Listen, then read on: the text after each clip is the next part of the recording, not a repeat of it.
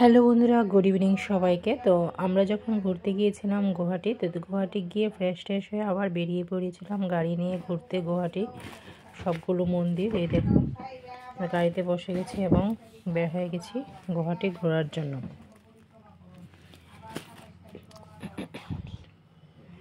দেখো ঘুরতে ঘুরতে চলে যাচ্ছি আমরা। অনেক জায়গায় ঘুরেছি, অনেক মন্দির দেখেছি। যেহেতু সোমবারও ছিল, অনেক শিব মন্দিরের কাছে গিয়েছি, পুজোও দিয়েছি। তো দেখো,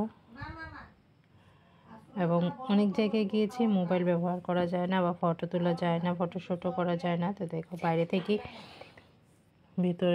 ভিতরে ফটো তোলা যায় না, তো বাইরে থেকে ভিডিও করে নিয়ে এসছি। আর কি করব বলো। তো দেখো আমরা, এটা হচ্ছিল গুয়াহাটিতে একটা মন্দির। তো দেখো এখানে ছিল শিব মন্দির, জল দিয়ে বের হতে হয়। আমি জলের মধ্যে দাঁড়িয়ে আছি, ভিডিও করছিলাম। তো দেখো সবাই, এই দেখো এখানে শিবের পূজা করা হয়। তো শিব পূজাও দিয়ে দিলাম আমরা। তো ঘন্টা বাড়ি দিয়ে পুজো টুজো দিয়ে কমপ্লিট করে নিলাম। দেখো ঘন্টা বাজাচ্ছে।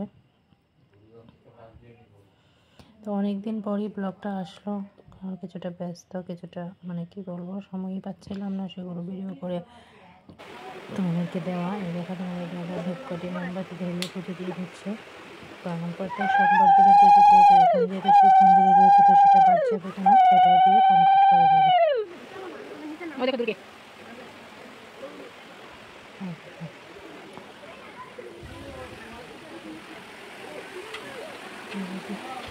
দাঁড়াও,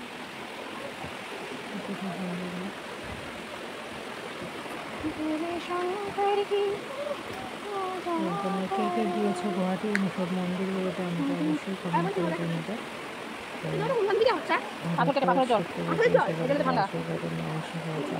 কতগুলো সিঁড়ি বেয়ে ওঠা নামা খুবই কষ্ট, মানে কি বলবো, সিঁড়ি বাইতে শেষ হয়ে গেছি। তো এবার দেখো আমিও সিঁড়ি বেয়ে উঠছিলাম। আরও প্রচুর অনেক ভক্তরা ছিল সেখানে। শুধু আমরা যে তাই না, প্রতিদিনই অনেক ভক্তরা যায় সেখানে, পূজা করতে যায়। তো এই দেখো এবার আরেকটা মন্দিরও চলে গেছি। এইভাবে গুয়াহাটিতে অনেকগুলো মন্দিরে আমরা গিয়েছি।